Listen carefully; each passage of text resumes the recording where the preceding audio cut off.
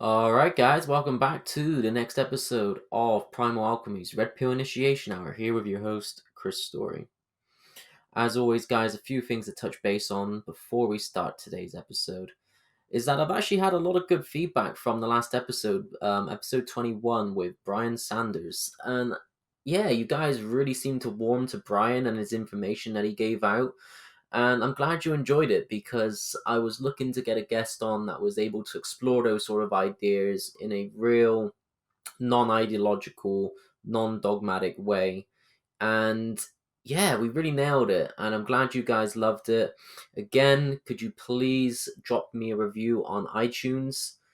It really does mean a lot if you can just give me a rating, leave me a review, whatever you can. But iTunes is the one. I mean, I also don't mind if you drop me a message on Instagram, Facebook, whatever medium you want to communicate with me with. But the iTunes is the one that allows me to be able to broaden my search result of the Red Pill Initiation Hour when people are looking for it. So yeah, and as always, guys, you get a massive thank you from myself, which is a 10% exclusive discount code. That is the code Red Pill. That's the code Red Pill. That when used on primalalchemy.co.uk, you'll get 10% off anything within your shopping basket at the time of purchase. So again, guys, as always, this is a perfect opportunity to jump aboard the hype train and see what Vitruvian protein is all about. And I keep saying it all the time, but I'm gonna keep saying it. It is the only organic keto paleo certified protein super powder in the world. I source all the ingredients myself. It's full of adaptogens, nootropics, prebiotics, real high vibrational superfoods that are just going to take you to the next level, and there's nothing else like it on the market. And I created it with with my heart, with my heart, guys, to be the best pound for pound health supplement in the world. And this is just the beginning. I've got plenty more products that are planned to be released this year. We've also got the ancestral potential coaching plans that are now available on the Primal Alchemy website. So if you're looking for a fitness plan, a nutrition plan, if you want to know about my personal enlightened biohacking tutoring, that's all on there for you to check out. So yes, 10% off if you use the code REDPILL on any of those services or the product Vitruvian Protein. So now moving on to today's episode, the guest is Mr. Eero Westerberg. Eero is a Finnish online PT health coach kind of hybrid. Some of you may know him off his channel VAHVA Fitness on YouTube, which he has got quite the following. And if you haven't looked it up, I suggest you do because Eero is a fucking beast. And yeah, I got his program way back in the day, a few years ago when he was really starting off, as he just intrigued me. He combines a lot of different methodologies and philosophies of training, and his programs had advanced throughout the years, and it's been great to see and witness. And yeah, I reached out to him a few years ago, and we've just kept in contact since. He's been on his own little adventure around the world over the past few years, and he's really walking the walk when it comes to learning from masters within certain fields of health, nutrition, vitality, well-being, different forms of martial arts, the whole shazam with Eero. And it's great. It's great to have someone like that in your contact list because he is a wealth of knowledge, always got a good story to tell. And I caught him just as he's returned from his most recent journey around Southeast Asia. And yeah, really like this podcast. We talk about a lot of different shit concerning our both of our philosophies of training. We break down Eero's journey throughout Southeast Asia and what he experienced and what he learned along the way, training with different masters within functional fitness, within the self-help world. Yeah, loads of interesting pointers brought up, and I think you're really going to enjoy this one. Eero isn't one for that you would see on many podcasts, but yeah, I managed to get him on and pick his brains, and hopefully you guys appreciate it and enjoy it. So yeah, let's jump straight on into it. You know the deal by now. Morpheus, tell these fools what's up. You take the blue pill. The story ends. You wake up in your bed and believe whatever you want to believe. You take the red pill. You stay in Wonderland.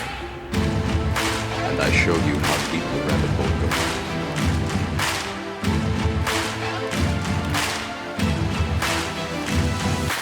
As above, so below. What lies without resides within. Time for growth to begin.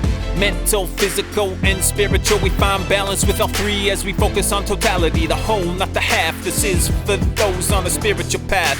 Looking for the clues to the answers of life. But the truth ain't always nice, so leave your ego at the door. Let your inner lion roar and your spirit soar as we go deep down to the molecular level. Tap into the body with some yogic breath. Throw in some calisthenics for a true strength test. Like the shamans of old, we use nature to heal with a little bit of DMT to reveal. This whole life journey is a little surreal, and your mind needs a leader, not a follower in life. Let your mind be the master and you pay a hefty price. This next 60 minutes is about self-mastery. It's not an easy path and it's a lifelong journey, but we up to empower with this red pill initiation hour.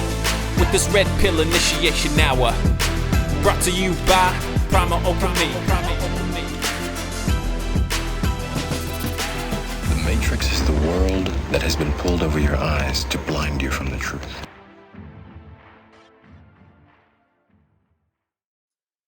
Oh shit, and we're live. Alright guys, episode 22 of the Red Pill Initiation Hour, and today, as always, you're in for a treat.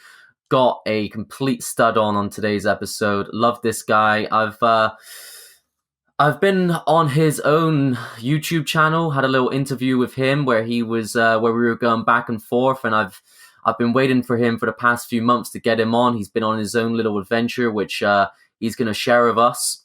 So I want to give a massive warm welcome to Mr. Eero Westerberg. How's it going, buddy? Great to have you on and great to hear from you again. It's going great, man. Thanks for having me. Actually, this is like my first podcast, so I'm very excited. A bit nervous, actually. I don't know why, but it feels no pressure, man. Yeah, so Eero, if you wouldn't mind, mate, for everyone that's not familiar with who you are and your work, if you could give us a little bit of a rundown about how you've got to where you are today, because it is quite the journey, quite the adventure. Obviously, me and you have traded back and forth for the past few months, so I've been able to sort of watch your progression, and that was before you even, that was after you even become who I looked up to in the first place, because we're getting into this era, man. Let's start. The crazy thing, when we talk about just like we had the interview like just some months ago, and so much has happened between the time. It's because of the little trip that I made after the Melbourne. But maybe where to start is just go all the way back to Finland.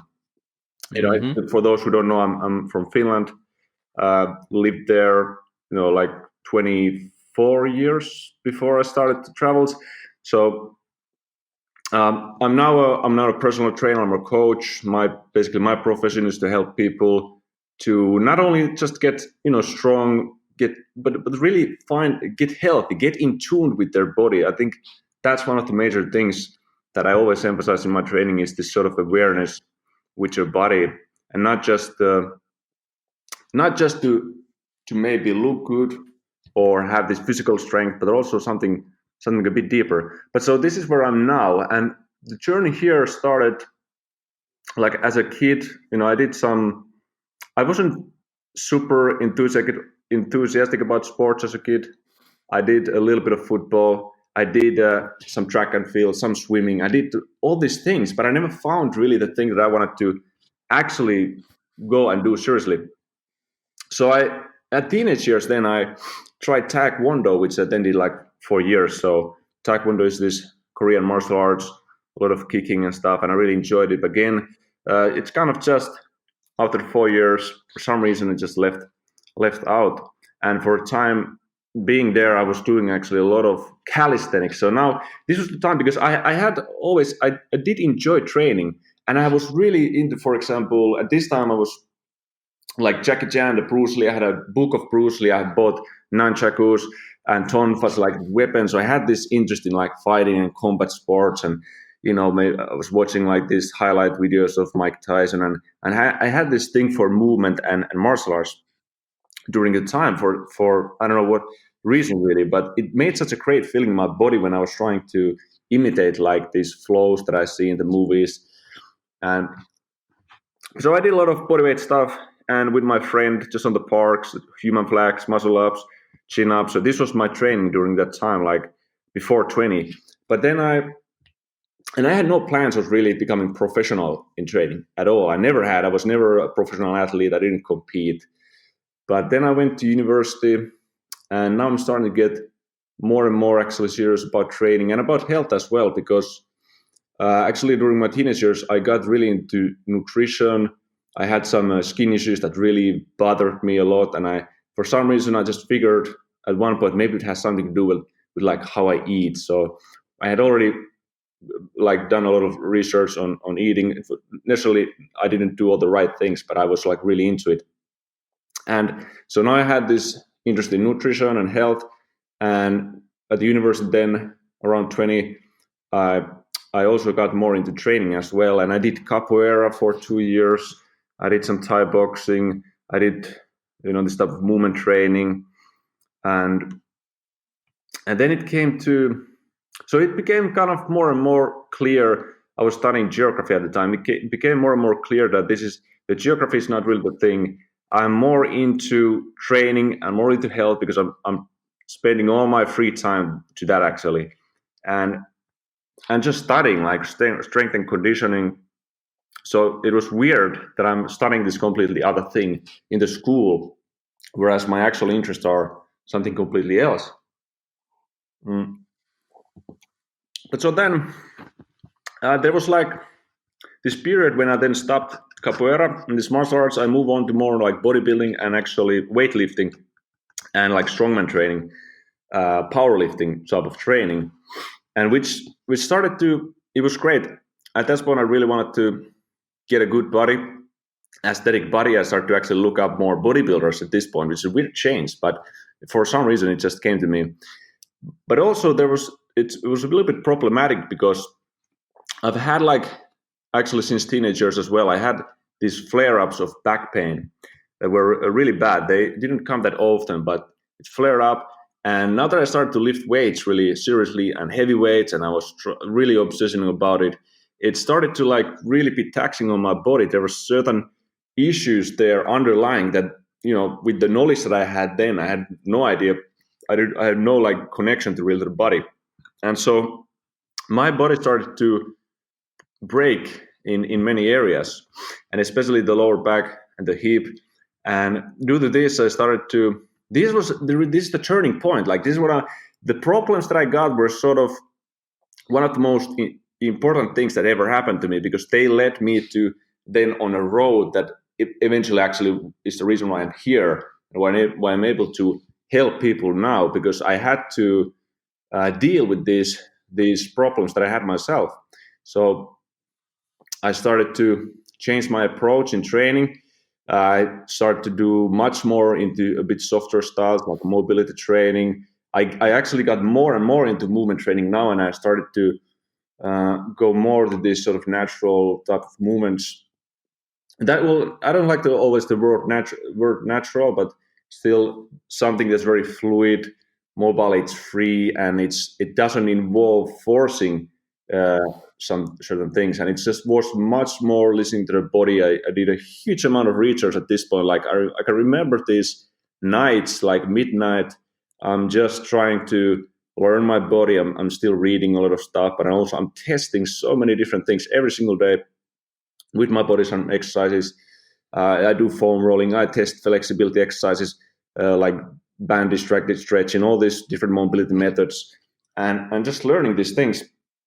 So where I go here is that because my friend Samuli, you probably, if you follow my channel VAHVA Fitness, then you probably met him. We did an interview with him as well. He's the co-founder of VAHVA Fitness, very old friend for me. We've met while studying geography.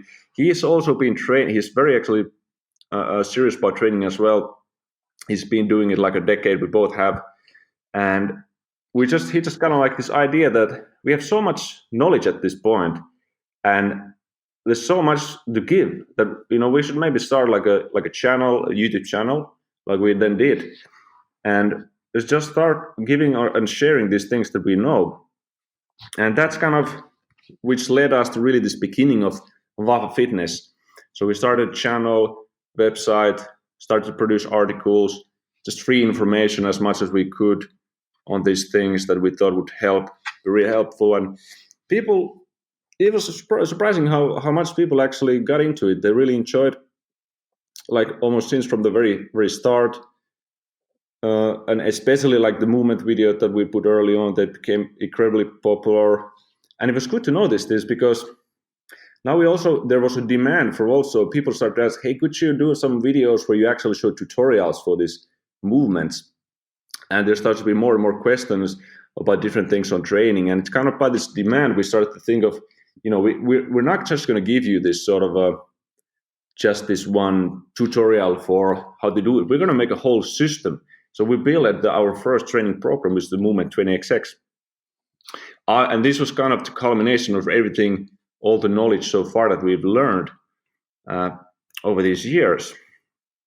So something that it contains the movement training, but not only that, you don't only get these sort of animal movements and from martial arts, dance, sports, and whatnot. You would also get this complete system for mobility, flexibility, and strength with it. So this was the first sort of big project that we had there before we moved abroad, because we did the Movement 20XX before we moved to Croatia. So now we come to the point where we then started our journey. Basically, we just wanted to see actually we felt that there was something that we can only just find out by traveling. Something that has to happen, like really big change in the surroundings, in the circumstances where we are, so that also our training jumps forward as well. And we thought that there's a lot of things also like teachers and people and resources abroad that we just couldn't access from Finland. And so we went to Croatia. Although Croatia, we had a friend there, and it seemed like it's a good place to start. It's pretty close, and just nice to spend some time there. And we did train there. We continued like similar way, just grinding out. This was also such an intense period of taking our method further. We started getting into athletic training more and more, and a little like harder style of training in some ways. Again, going back, because Movement 20XX was this point where we restored something natural, something very free potential in our body through these natural movements. And gaining this state of limberness and not having any more pains. That was the major thing. Just cure those pains and aches and injuries that we had in the body. And when that happens, we're able to then, with this new knowledge that we had about the body, we were able to start developing these new methods. So Croatia, we really spent most of our time for the athletic training. And then it was time to move. After a year, we went to Malaysia for just a quick stop there for like 2 months. Singapore, it was good. I'd never been to Asia, so it was a wonderful experience. Actually, I saw weird exotic feeling there. I enjoyed, and the main destination was Australia, Melbourne. So we went there because, first of all, it's we could go there for like 1 year. But you usually want to spend like a bit longer time. That was one of the reasons, but we also knew that there, especially in Melbourne, because it's like a big, huge city, so there's a lot of possibilities there. For example, we attended these martial arts seminars. We'll talk about those a bit later. But we went to Melbourne, and during this time, from the very start of the year, we started to develop the next training program, the Athlete 20XX. So this was now a combination of all the training in Finland and all the training in Croatia, which was now the athletic training styles. So everything we've learned so far, we put together into this absolutely massive system, Athlete 20XX, which now combined all the things that we have taken even further by developing the universal strength, universal performance, and we put to it these sort of principles of training that we have come up with, and through experience, through coaching other people, and through just training and learning also from other teachers as well.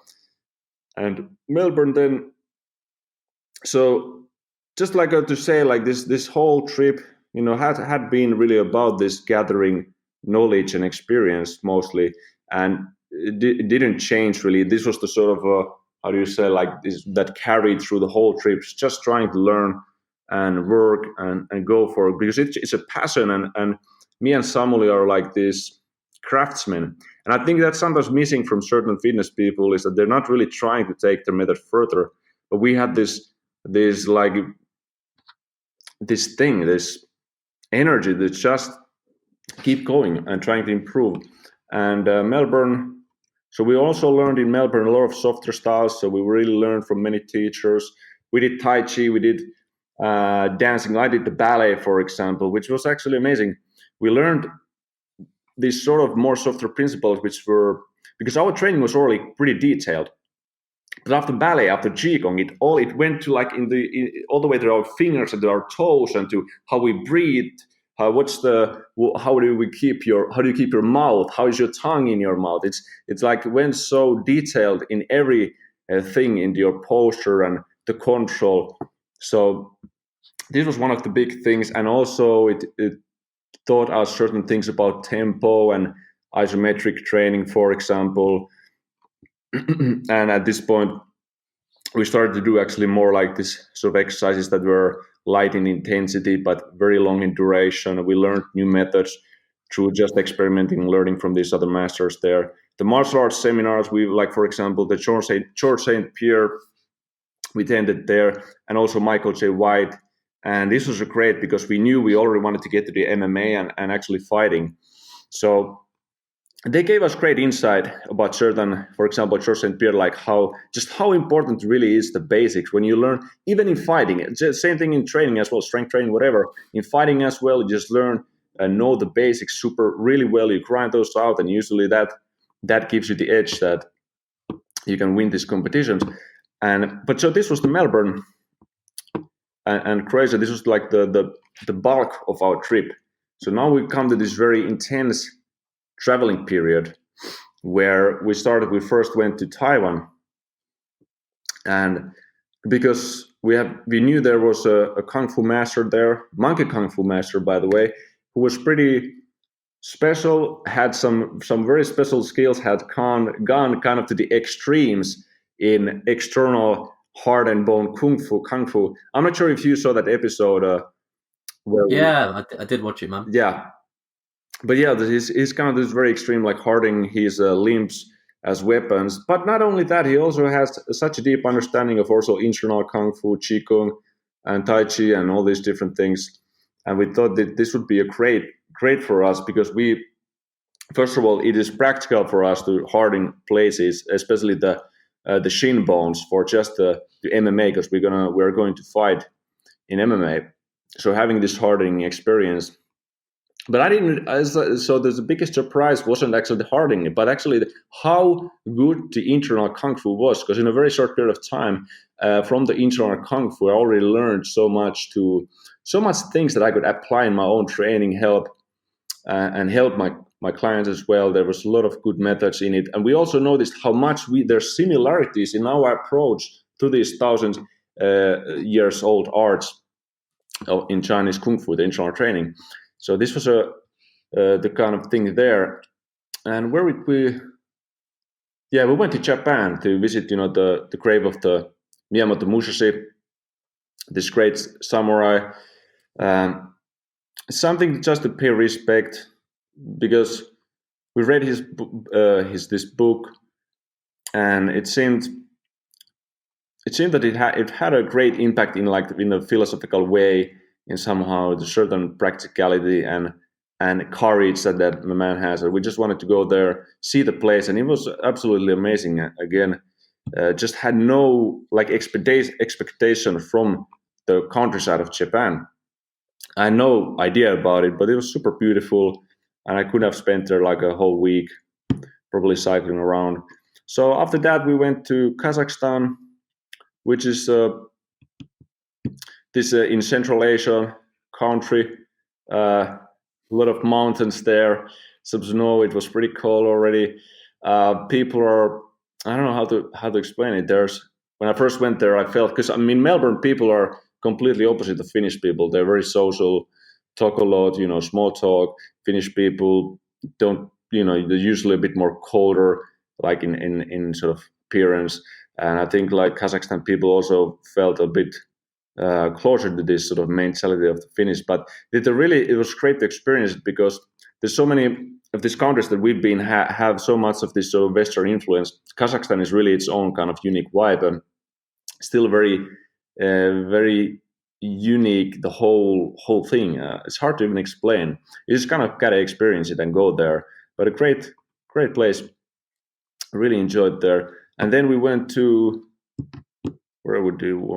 It was Israel. Yeah, Israel. We're really interested in seeing these old places, this birthplace of Christianity, and just this sort of this really old historical places, and see like where did this everything sort of start according to like the Bible, or what are these sort of places where this whole thing started. And it was cool to see it, and also just because you heard always about this area in the news, about the Palestinians, about the Israelis, and just to see what is the dynamic there in place was really cool. But from there, we then went to Greece, and we wanted to visit the Sparta. It sounded like pretty good idea, because we also, I think we take some inspiration as well from the Spartans, about the courage, about just facing the death and things like this. So visiting the old ruins there was just a fantastic to get to experience it there, and imagine like how it really was to live on those times. And we then went to Germany to attend the seminar of Steve Maxwell, and this was really good, because Steve Maxwell is someone who we look up to quite a lot. His methods, it was actually, the best thing about it was because he has been into training in like fitness for like 50 years or something. And like me and Samuel, like, we've been, doing about a decade. But so he has this approach and view that is such a long-term view on things, and knows what is really sustainable in training, and something that it just only comes through time. And it actually reinforced many of the training principles that we already do, like about the health, about slow tempo training. And we also, this took our breathing, for example, to the next level, because the seminar of Steve Maxwell was all about breathing and performance for martial artists. And I interviewed him as well afterwards, so we had a good talk about all these things, about how much it really is a problem, like the insecurity and fear that drives some people's training altogether, and it usually destroys the body in the long term. But so this was Germany, and we then went just to Estonia for a couple of weeks, just to kind of settle down, get ready to get back to Finland. And so here we are now. I came back to Finland, and this is it's actually bad, because I wish there would have been a video, just because I wanted to show like the stuff that I have here. We've decorated this new home. We call it the War Room. It's like a new headquarters here in Finland. We're planning to stay here now. We're not planning to travel like anytime soon. So probably over a year that we're going to spend now in Finland. After that, we are going to travel still. We're actually going to go back to Taiwan, probably to learn from the Kung Fu master. We're also going to go to US to learn MMA training. But yeah, that was a pretty long story. No, it was good, man. It's needed, and it was. I've obviously been following you for quite a while, and I've seen how you've progressed and sort of evolved and gone through your own sort of character metamorphosis of just becoming a more complete, full spectrum human being, man. And it's great. It's so motivating. And like, just to give a bit of a background of how I actually came about you as well, for everyone that's listening. I always remember it's because I caught you when you were in back when you were in Finland and you started releasing the videos, Yeah. and I was just fascinated by everything you were doing with like your lizard crawls, your bear crawls, all like you said with the caparella, just all these different sort of movement, these different methodologies of movement, and I was like, fuck, I was like, this guy's on some next level, and as well as the calisthenics that you were doing as well. I was like, yeah, man, this like you were so mobile, so strong, and I was like, yeah, I need to get in on this. So I remember showing my brother your page.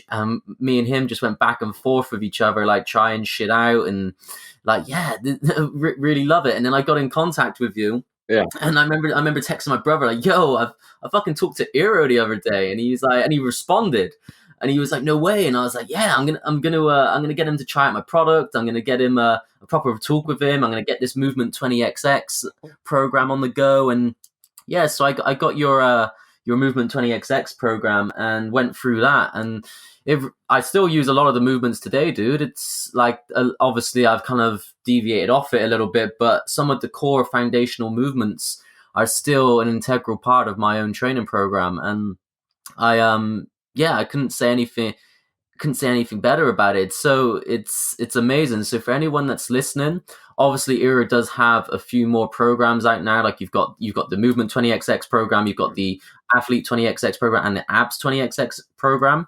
But yeah, check them out, guys, because it really is good. It's like it's for building like a functional, holistic, performance based physique. It's a hard one to match, and yeah, I just wanted to go back on a few of the things you were saying, Eero. There's so many points that we can touch base on Sure, from yeah. what you were And saying. thanks for mentioning the products. They're really the programs, and really Yeah, for appreciate that sure, you man. like No, them. no problem.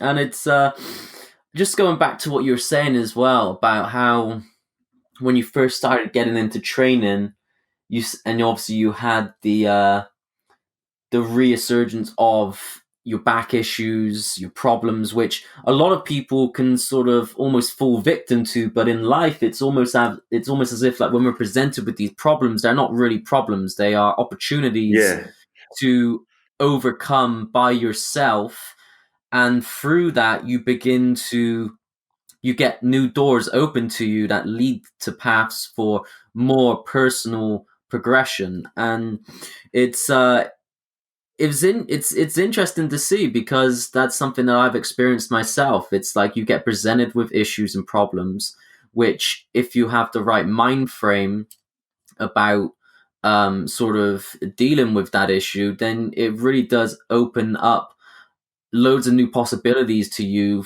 Like it branches off through many different ways of self improvement, and yeah, it's interesting you brought it up, man, because it's a recurring theme that I see throughout most people that I come in contact with that are doing something with their life, that are making something of themselves. there was They always all like start off, yeah, adversity or some challenge that really made you who you yeah. are.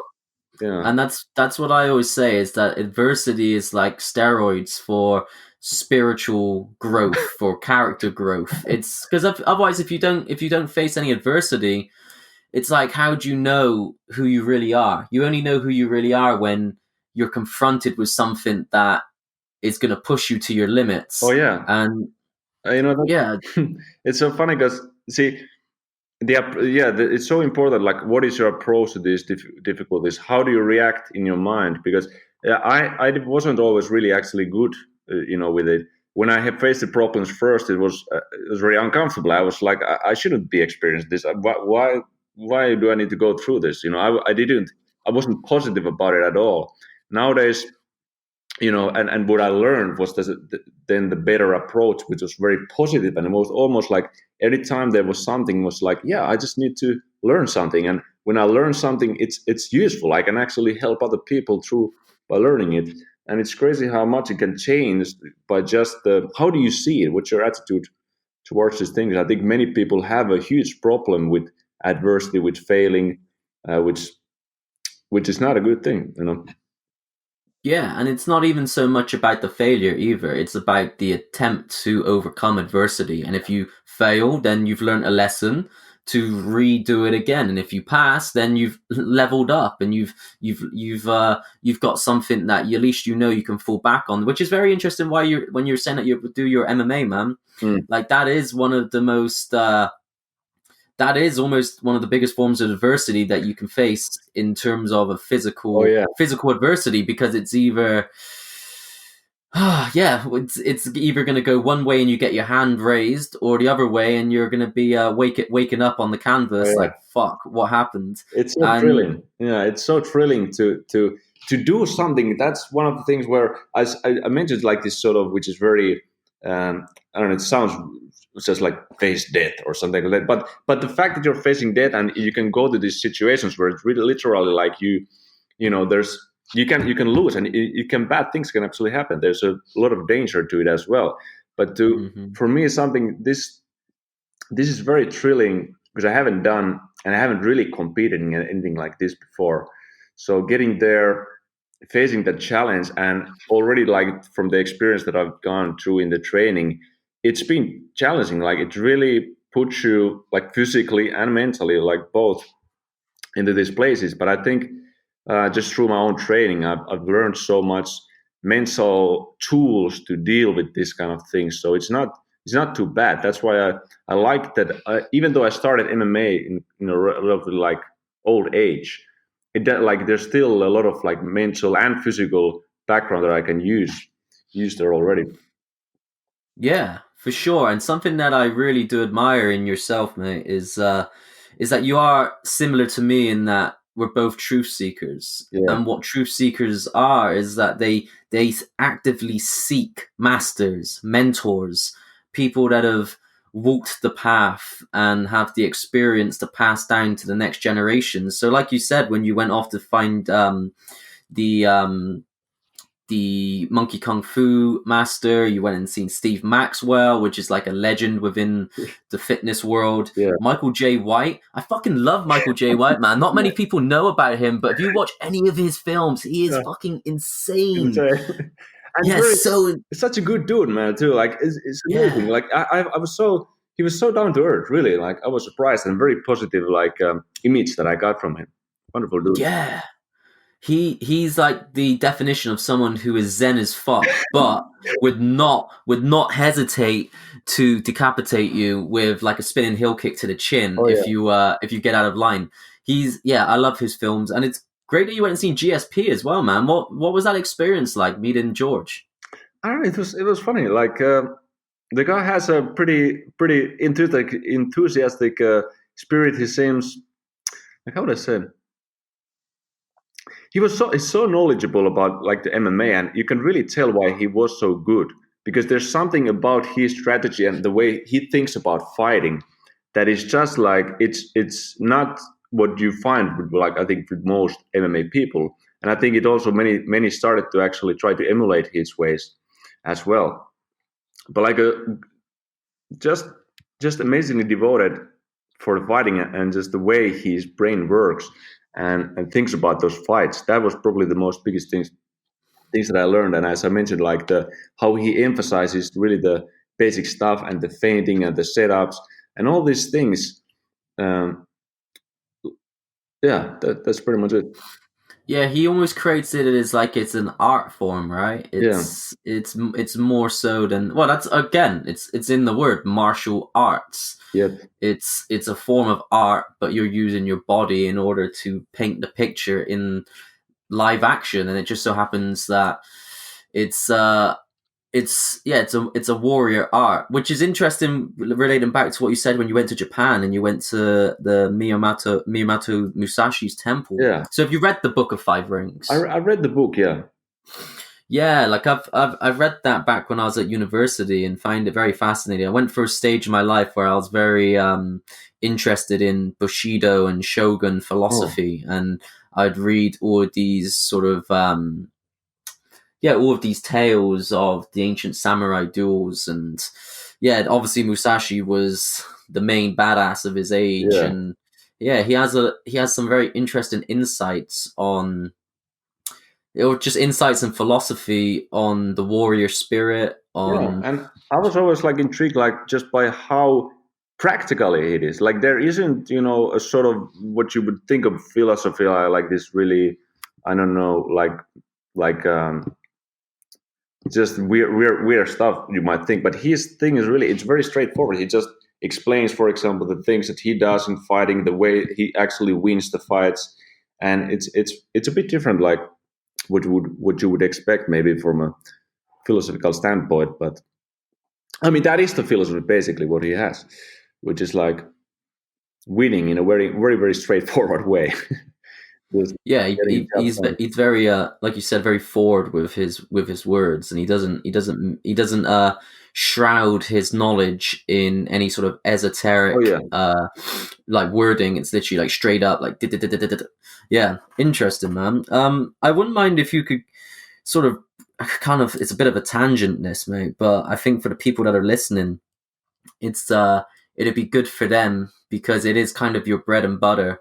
If you could sort of break down your philosophy on your, you could either go for movement 20xx, but I know that you've got the new and improved athlete 20xx. If you could just break that down into more detail of why you made it the way you made it, and some of the exercises that are in there, for people that are listening to this for the first time, like what are your main sort of go-to exercises to increase your sort of overall sort of strength, flexibility, mobility, power, speed, and all of the sort of foundations of physical performance. okay. Let me see. I'll try to put it very simply the first, because there's kind of three things that have gone, that we talk about like as our values, which is health, we have posture, we have performance. Those are the three things: health, posture, performance, really. And it's on those simple things that everything that we do kind of now lies upon.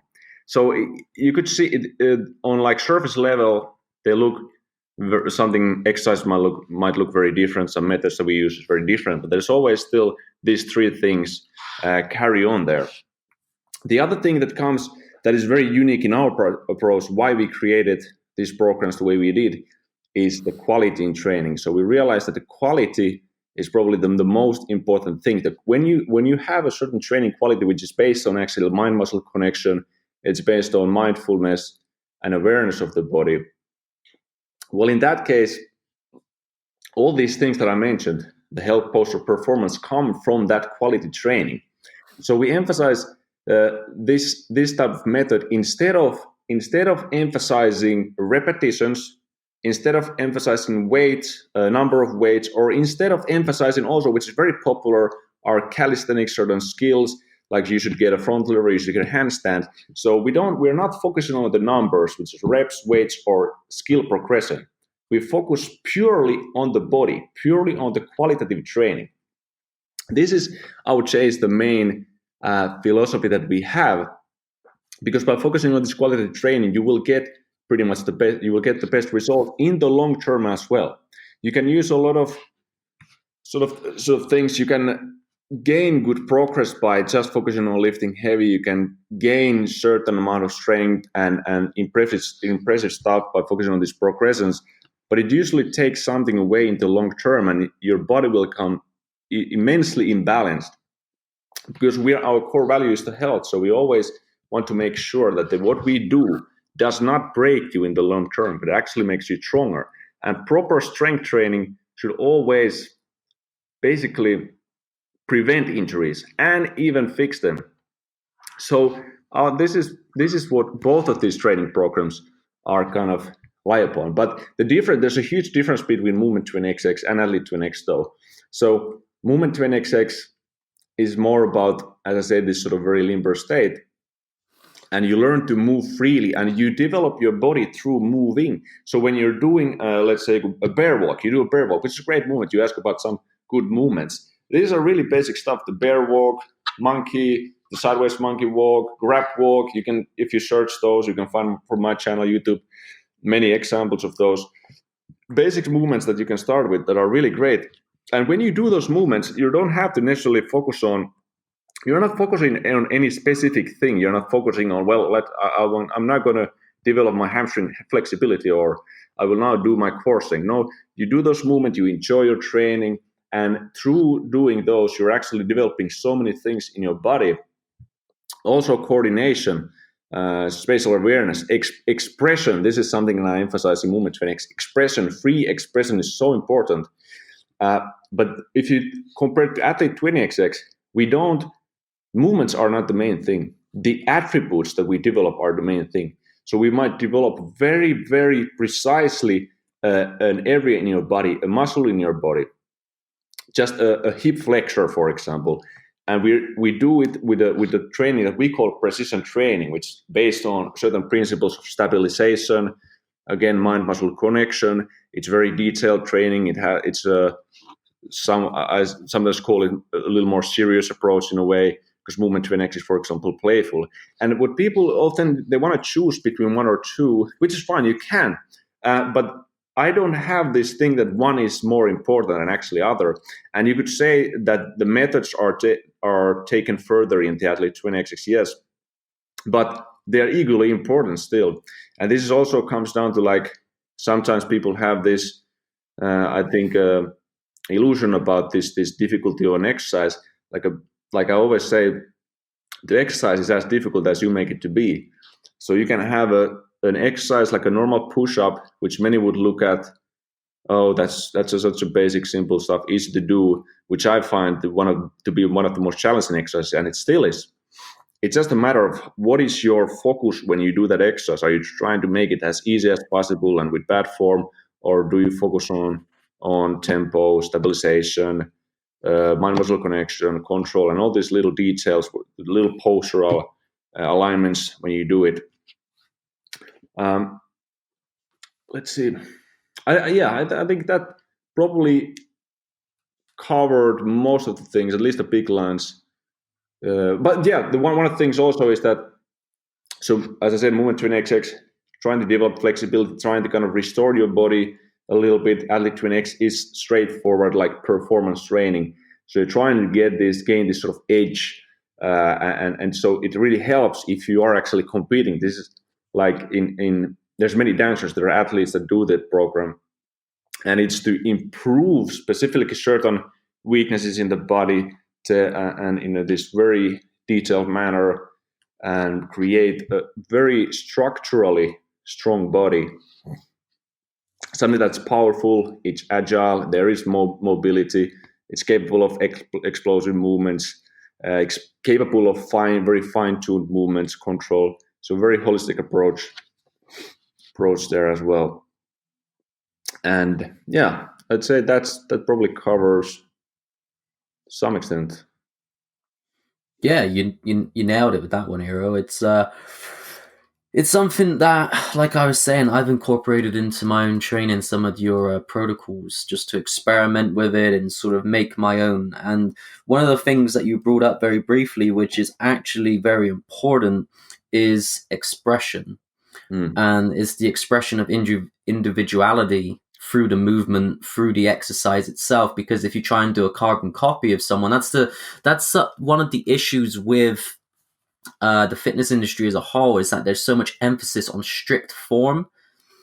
And although it has its place and its importance with some exercises, it doesn't allow expression. Whereas the movement itself, the movement training, where you're doing some of these more sort of animalistic primal movements, they allow much more expression. So it's allowing you to kind of be your own artist in the motion, like in the movement itself. Sorry. So it's like if someone watched your lizard crawl and then watched my lizard crawl, although the foundation is very similar, there would be a uniqueness to it. Yeah. In how we initiate the movement itself. And it's the same when you watch martial artists. It's like, yeah, you can have like two black belts in Taekwondo, and if you pit them against each other, their technique is going to be similar, but the way they express it is going to be completely different, and that's what makes it entertaining. That's what gives you a form of individuality. So I just picked up on that when you said it, man, and it's important because no one talks about that. No one talks about that when it comes to exercise. No, yeah, fitness world. I don't think there is such, like, there isn't much talk about really that sort of very free expression, and just like I like, for example, different like dance. Sometimes a movement is like dance like. There's Mm. certain like s- spirit that I just feel like I bring into those movements, and it's like you said, well, that if you try to copy, like for example, nowadays I don't really in anything I do, I don't really watch how certain, or I might watch in some ways, but if I'm trying to express something or create free movement, then it's like I just take it really from myself, and it's also many people. I think it's so beneficial this kind of training, because they never really in any situation in their everyday life, they never get to experience or do this sort of movements. And it's actually mentally, I think, not only physically but mentally, it creates problems. It creates a lot of distress, a lot of like this sort of just like even depression type of symptoms, because you just can't, you never learned, and nobody taught you that you could, there's so much potential in just expressing these sort of things, doing these movements, and you can make, it doesn't have to be just the body, like it can be the face, it can be your breathing, it can be noises that you make really like with your mouth, and all these different things that make you really feel much more relaxed, more liberated. And this is something that I think movement training can give.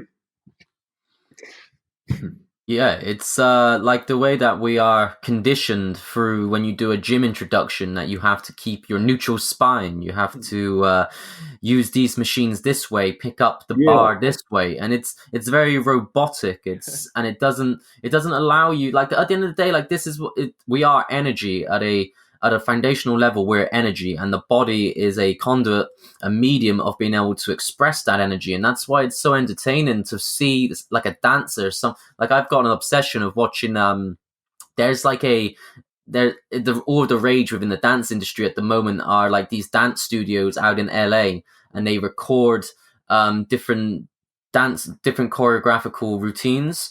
And it's interesting watching one dancer from the next put their own sort of spin on a choreographed routine, and you can see who they are, their sort of personality being projected through the routine. And it's so interesting. And this is what it's about. It's about energy, expressing It energy, is. and like you said, through the breath, And one important facial thing is like, expressions. because sometimes people think, well, it needs to be like a professional dancer, or the expression has to be something. So we like this is not like based on any certain like particular physical attribute that you might have. I don't expect you to have any strength. You don't need to have any particular skills.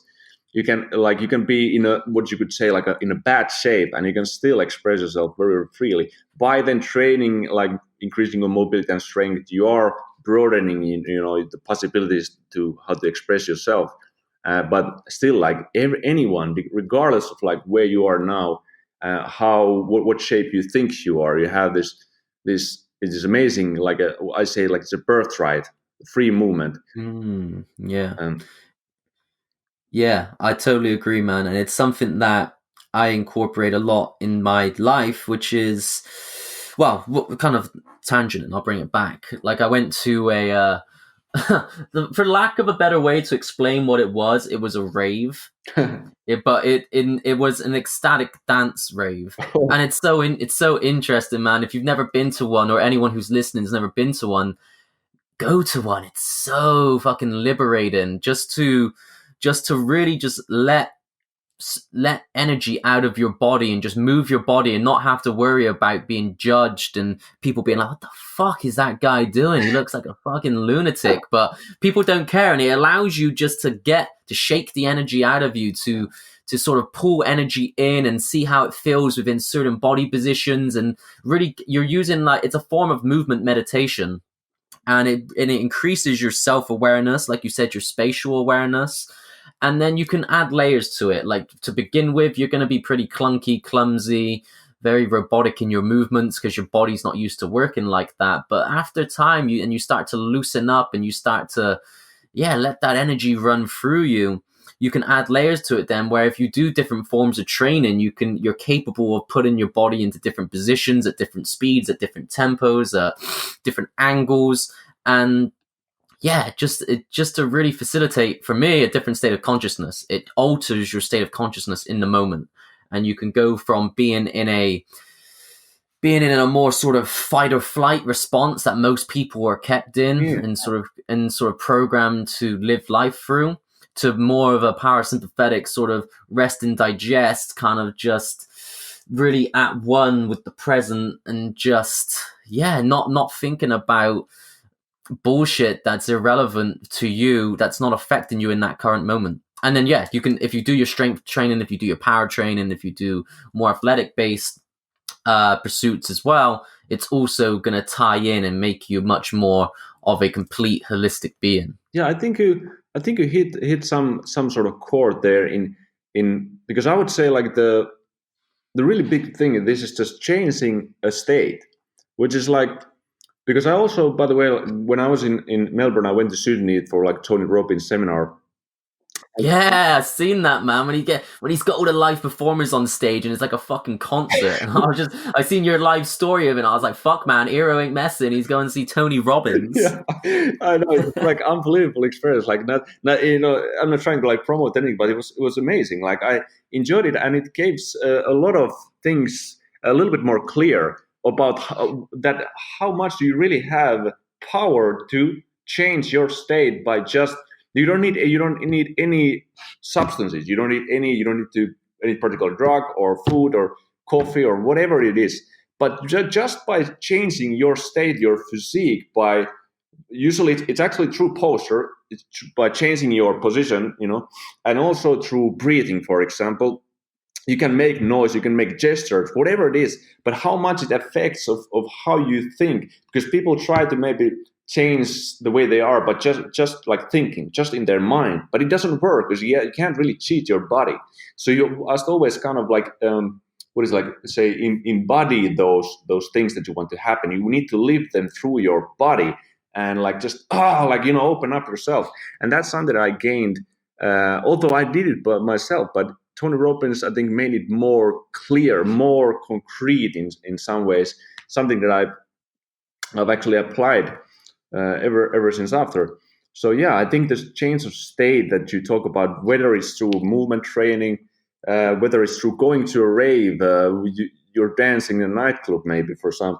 I used to do that, back in the day. It was great, and or whether it's the strength. It could be strength training as well. Just go to the gym, you lift weights. You're also doing this thing. It sets up different things in your body depending on how you do it. You start to breathe. You start to live. Everything changes through this physical change first.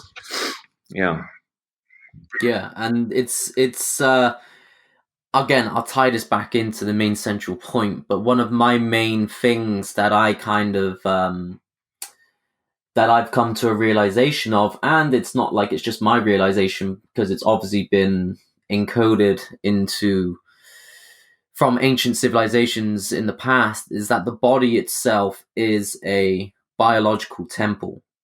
So just like you have the Gothic cathedrals of medieval Europe, you have the Great Pyramids in Egypt, the steep pyramids over in Mesoamerica, the ziggurats in Iraq, all of these structures that we look at and all are scaled versions of the human body itself. And the human body being this biological temple, like what does it house? Well, it houses the spirit, it houses our godlike source. And when we understand how to cleanse the body, to build the body, just like the Masonic architects of old built these temples, you have to know how to build your own temple, your own biological temple. And then when you give this higher source an environment that's suitable for its holiness, you can begin to channel your higher self into you. And this is what it's about. It's about freeing your body, freeing your mind, freeing your spirit and soul through doing these sort of activities, through doing the movements, through doing energy practices, through doing like you said, like strength training, doing something that connects you to your body. Like you said, the mind-body connection, everything is connected, mind, body, and soul. There, you can't just look at it from a compartmentalized, reductionistic view where you just train one thing separately. Like everything affects everything. Yeah. And that's why it's so important. And it just hits back on all those points you said earlier, man, about the expression, about the awareness, mind body connection. And it's finding ways, like, it's not going to be for everyone. Not everyone wants to do a lizard crawl. No, Not yeah. everyone wants, And not not everybody everyone. can, by the way. It's actually, I know it's surprisingly difficult for me people. Oh mate, Yeah. it's well hard. It's really hard. Like I like to think of myself as quite a I put a lot of effort into physical optimization in terms of I train a lot of different modalities of training. I try to be as functional as possible, Yeah. but a lizard crawl is no easy feat. To do it quote unquote correctly, it's hard work, man. And if you haven't done it before, it doesn't matter if you can bench press 120 kilograms or do a handstand clap push-ups, any of that shit. You try to do a lizard crawl, it takes so much coordination, so much body awareness, Yeah. so much like your proprioceptive awareness needs to be on point. And it's, for most, it's going to be a fucking ordeal to try and do it for the first time. And it's so, that's why I was like so fascinated seeing you, because you've got so many progressions and different variations of it. You've got ones where you're doing like the scorpion kicks to the side, and you've got ones where it's more of like a yogi push up into the lizard crawl and up. Yeah, I took it very far. Yeah, I took it very far. Like, it was because I loved the exercise, and I felt like that's also like part of the freedom that, talk about that, like, you can vary these movements, and I just like showing all these variations is like just showing, this is possible. It doesn't matter what movement you do, you can make it. There's so many options that you can try with it. The yogi lizard, you get the one arm push-up lizard, you got the wide lizard, you got the sideways lizard, backward lizard. All this chameleon is such a great. And I just actually I did my newest video here, for example. I revisited some, like the chameleon, the crouching tiger, and man, like those are tough exercises. And people would say like, well, you've done those so many years, like but the thing is, like, the movements, they never really, I think they never grow old, because like I'm a different person compared to like completely different person, and my body and my intuition and everything is so different compared to like 3 years ago somewhere where I did this more. So now that I do it with the sort of connection that I have to my body, and it doesn't matter, I could do whatever exercise, but especially these movements, I notice so much things that I didn't notice before, and I feel they're even more effective because I have better connection to the body, and I know like certain how to articulate myself and do how to stabilize here and there, or whether I want to loosen up here. So there comes many things. Just to and one of the things as well with your, which I'm guessing, I haven't seen your Athlete 20XX program, but I've got an idea of what it is compared to the Movement 20XX, and it's something very similar to what I incorporate, is that you take on a lot of diverse modalities of training, in that if you just stick to one style of training, then you're only getting the benefits and let's say the pros and the cons of each methodology. Whereas if you spread yourself out over different styles of training, be that powerlifting, be that calisthenics, be that movement training, be it martial arts, then the benefits of each begin to outweigh or mitigate the cons, the adverse effects that are brought on by just training just one of those styles of training. So you become much more complete, much more holistic in your in what your body's capable of. So that's one of the things, but just doing a variety of things. But I always sometimes I try to bring like this idea where is this, how does it, like this sort of premise or a starting point for what you do, like, because for me it doesn't really work if I do completely different style of training which have completely different goals. So if I do powerlifting and my goal is to just merely lift weight, and then I do mobility training where my goal is to increase my like some range of motion or become healthier, they kind of really go war at each other, because I'm destroying my body in the other that I'm trying to repair, like I put a bandage on it with this other type of training. So for example, me, I try to find the integration in strength training in or how to combine the harder and softer training together, because for me this is they really go kind of easily against each other. And if you don't have something that combines them, some approach, some very fundamental principle inside you, which for me is like the quality. The quality and mindfulness combines every training I do. It doesn't matter if it's heat training, I could be running or jogging, I could be doing just trying to lift a bit heavier weights, mobility training. I always focus on certain principles that I have in my mind. And I think this is the problem with some people who try to combine these many styles, and they think they're having very balanced approach, but it might work, yeah, for sure. But I think in some cases they just don't go that well together, because there was never anything to act like the how does it to integrate them really. Mm-hmm. So is it more so the why than the how? Is that what's more important to you? Like, why are you doing it? Yes, Mindful yeah, of, I would say yeah. that's exactly it. Like, what is it? What is what does it represent? Like, does it represent? Because I could be training, I could be doing mobility training, for example, just to get a split, which is, I think, is a horrible goal. To you're trying to get something, some extra form of thing. When I do mobility training, for example, my only goal is to just become healthier and make my joints move better. So, and when you do, you could do training where you could lift a bit heavier weights, and your approach could be just to impress people or just to make yourself feel good, and just like insecurity basically. Or it can come out of something completely else. It can represent also actually like strength, actually not insecurities, just like. So yeah, that's the thing about like why, not really what, but why, and where does it come from, like. Yeah, I think that's one of the main motives in life as well, is to understand your why. It Yes, doesn't have yeah. to be even necessarily fitness based. No.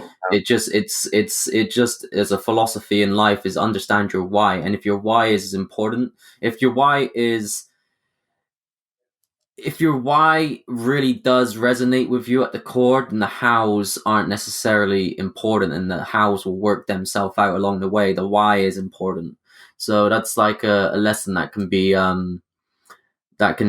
sort of attached to any sort of philosophy, Yeah. any sort of pursuit in life, any goal that you want to So, achieve. and it can be like it can be the factor. Why factor can be the one that's really keeping you from getting where you actually want to go, because it can be so twisted sometimes, the motivation that you have, and it can be from like self-hatred or some very nasty things that you just don't see. And I think it's very beneficial to be aware of these, or do a little bit of studying of why, what makes you do this, because it sometimes just changing that why actually gives you amazing results. Like it's like magic, you could say. Because, and I don't think people always see how big of an impact it has. Just what is the mental state behind what you do. Yeah, and like an example of this would be, I'm just going to use a very stereotypical Yeah. example. So you've got a man and he walks into the gym and he wants to lose weight and put muscle on. So why? Why do you want to lose weight and put muscle on? Yeah. Well, I want to be healthier and fitter. Why? Because my state of health at the moment is not where I want it to be. And but what's the deeper aspect of this? Why do you want to be in shape? This is very stereotypical. I want to be more attractive from the opposite sex. Why? Because I've got low self-confidence. Why? Because I haven't faced adversity before and I haven't got character development. Why? And you can keep tracing this why all the way down to its core, and that's when you see your true motivation. So is your true motivation you want to get in shape and get stronger? Yeah. Probably not. That's the very surface level. There's a much deeper motive, a much deeper sort of pushing factor than you may consciously be aware of at that time. And it's important for people to dig deeper than the superficial top layer of what they believe their goals and aspirations to be. I think that was really nicely put, the example, because it made it a little more just clearer. Like what is it? Because it's sometimes very simple. Like you ask those questions until you get to the sort of bottom of it all. And it's not, people can also remember it's not, you start with whatever motivation you might have. It might be very superficial. It might not be wrong. Maybe it's good if it's superficial motivation. It doesn't matter. But it will probably change along the way, and it'll get these new aspects and new colors as well, I think. Yeah, man. So just checking the time, Eero, as I've just been keeping an eye on it, and I know that we're coming close to We still having to. have some time, for sure. Okay, yeah, sure, man. In which case we can carry on. I just wanted to I think like make sure that maybe 15, yeah, like 10, 15 minutes, something like that. So yeah, that's fine. What we're do then, man, we're tie it up, like we're beginning to taper it in and tie it up with what I always ask, and then we can expand on this a little bit more. What I always ask is for every guest, if you could sort of if you could give the listeners one thing that, and this can either be, you can choose what sort of category you want to sort of tackle this with. It can either be a physical, mental, or spiritual practice or protocol in order to really help them take their lives to the next level.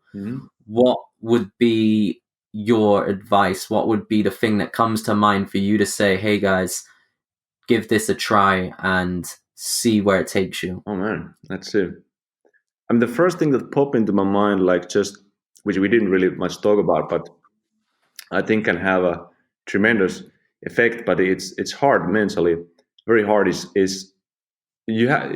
I think many people, they have some people have many, some people have just one, and I'm talking about like addictions, basically. Yeah. Like, and it's like a tough subject in some ways, I think, and it can be tender because when people have addictions, it's like very big emotional sort of commitment to something. But just whatever it is, like a little, maybe, if you're trying to get in shape, I think it's maybe appropriate, like context, trying to, for training, you might have addiction to food, treats, or whatever it might. We might have addiction to actually alcohol, for example, and partying all night late, or you might have addiction to games or TV series or whatever it is that you need to constantly do, and it's kind of distracting what you actually want to have, like goals as physically out of yourself. So one of the best ways that I noticed to move on, to get progress in your goals, is to stop or get rid of the addiction, whatever it might be. You can start from one, then you can move on to others, but it's a very simple, it's a concrete thing, and you may need to do it like step by step. But those are the things, those addictions are the habits, because you need new habits if you want to get on. And the addictions are kind of the old habits that might really hamper your progress. And it has a huge impact, although you wouldn't believe it, mentally, because it's also the sort of mental freedom that I've learned, like during this journeys, because I stopped, which might seem insignificant, but stopping, for example, drinking coffee, was the effect was like unbelievable. My whole rhythm of my life sort of changed. The way I trained changed a lot once I stopped coffee. And like things that you wouldn't think, and this is just coffee. You might have something else. So my advice is really to start observing what are you really addicted, what is controlling your life, and take the control back over to yourself. I would say that way. Yeah, I like that one, man. And I have my own sort of opinions and views on addiction itself. Yeah. And I think in the right context, I don't think addiction is bad. I just think that people with the habit of self-destructive tendencies, in that their addictions are their addictions don't lead to any self improvement or increases in self awareness. Yeah. I think in the right context, I think self improvement's addicting. Yeah, So if you're training is addictive for sure. Yeah, yeah, and if you're yeah, addicted to the right things, that's good. then I don't see an issue with it. It's just that most people are subconsciously addicted to self-sabotage. Oh yeah, And what it's about, it's finding a way to change, not eliminate the addiction itself, but to invert it into something that's much more beneficial for yourself. So if you're addicted to eating Ben and Jerry's ice cream, then flip that and invert it into becoming addicted to eating something healthy.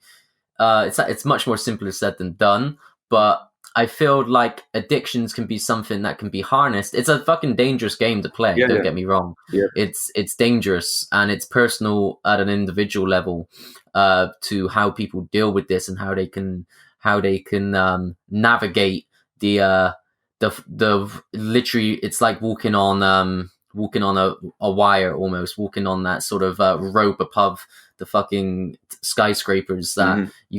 it's a hard one because you have to keep it in balance, the addiction, so that it's healthy and it's not going to you're not going to come out of balance and fall off to your death, which is aka self-destructive tendencies. That's going to hold and stop you from becoming the best version of Yeah, I yourself. think But that's good. Because it's not a little bit black and white. Just all addictions. Get rid of her. But yeah, yeah, that was a really good, great point. To just like there are, you can change it to sort of a good addiction, which it's just like a fine line. What is addiction? What is not? And I guess you notice that like if you have to be without it, and you get like this but like you could say, I need training, I need the training, it makes me feel good. So it is in a way like an addiction, but it's a very positive for me to, as well. Yeah, like that's a really good way to say it. Just change it to something. yeah, that's all it is. It's like if you've got the addiction, then you've got the potential. The potentiality is there to have it in a positive light. Yeah. It's just that where you're at, your self-awareness might not be where it could be in order to really make that transition from the negative to the positive. But the fact that I really do believe, man, that if you have self-awareness, which again is a trait and skill that needs to be trained daily, and the more you have, the easier it is to progress in it. Once you have a certain level of self-awareness, I feel like it is you can take control of your addictions and really make it into something that's far more beneficial for you. And you'd be surprised. All it is just, like you said, creating good habits. Hmm. And it just takes all it takes is the effort to make the first step. And like something that I've been doing with a group of people that from Instagram that I kind of lead and coach. It's something that I call the Ascension 100 protocol, which is, just to break it down for everyone that's listening, essentially it's no porn, no masturbation, no orgasm, a cold shower every day, intermittent fasting, and a few other things. But and they got to do it every day for 100 days. And what I'm trying to do is like kind of like reprogram them to create these good habits that are then going to have each and every one of them is going to be its own sort of nuclear bomb hit in the subconscious and retuning you to really self-improvement. Oh, I love it. And It sounded great, actually. Really. yeah, mate, it's fucking hard. Trust. No porn, no masturbation, no Yeah, orgasm. yeah, I know. It's low key hard as fuck. But that's one of the most important things. Like it's a really problematic addiction. Like personally, I've also like there's no porn stopped like over a year ago completely, and it's something I think many men have a really big problem with that as well. Not only, I mean, there's so many things that you can be addicted, but Yeah, for the guys that are listening, guys, you gotta cut that shit out. And I know it's so tempting. It's so tempting just to be like, fuck, just gonna click and see what videos have been uploaded onto Pornhub. But no, don't do it, guys. Stay strong, and it's you'll see the benefits. It's that is like for guys specifically that listening.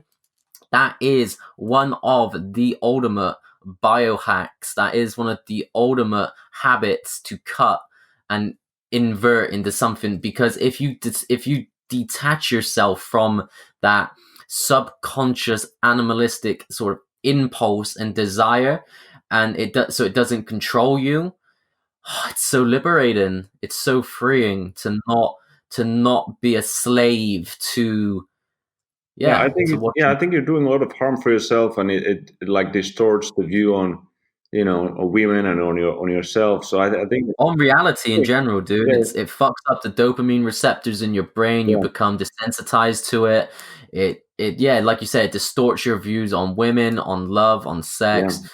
It's fucking dangerous. It's dangerous, and it's a low key epidemic that no one is talking about, because it's kind of a taboo subject that if you bring up, everyone wants a hush hush and sort of That's true. let's not cover this. Let's focus on something else that's a little bit more palatable for Yeah, people crazy. to Yeah, I mean, discuss. it's nice that you brought it up, because that is a subject like everyone does it, but nobody talks about it, and I think it's a big issue, really. And I think you said, like, yeah, it's tremendously hard for it, and this is like, it's not just like the porn. You could take any bad addiction that you have, but it's universal. The sort of the usually the thing that you have to go through to get past it.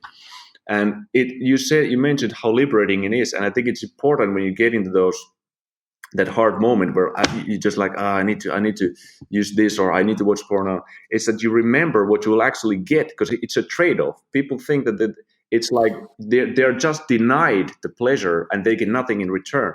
But no, like Mm. there's so much that you will. This is why I brought up the addiction, because you will notice incredible changes when you get over bad negative addictions, and it's like a tremendous relief and new potential for something that you actually want, something productive.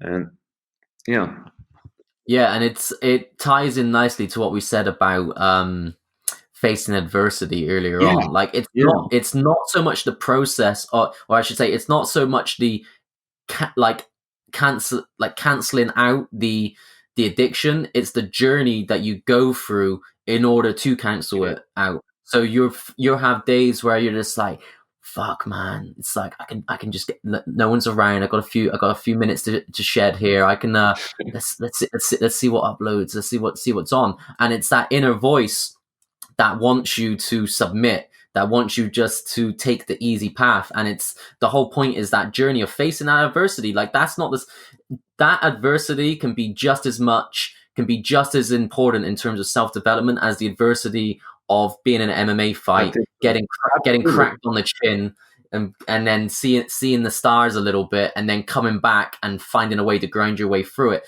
That has its that is in its way of showing yourself that you can be in a dark place and come out of it. But just as much, it's just that can be just as beneficial as simply having that temptation to give into your addiction, but overcoming it and showing yourself that you can face a little bit of adversity. Absolutely. You can stare your sort of shadow self in the face and be like, yo, you don't fucking control me. I know that you're there, Yeah, and I know that you're a part of me, and I'm not trying to get rid of you, but you don't control me. And that's important for people to for it doesn't have to be porn addiction. yeah, This could be anything. This is addiction in general. It's not the end destination. It's the journey itself of of rising above it. And that's where I feel the magic happens, dude. yeah. That's it. I absolutely agree. That was, that's if you whoever is listening there, if you get anything out of this, is like face that shadow self, face those uncomfortable emotions, and just be there, observe, and that's how it happens. It's very simple. Like you just do it.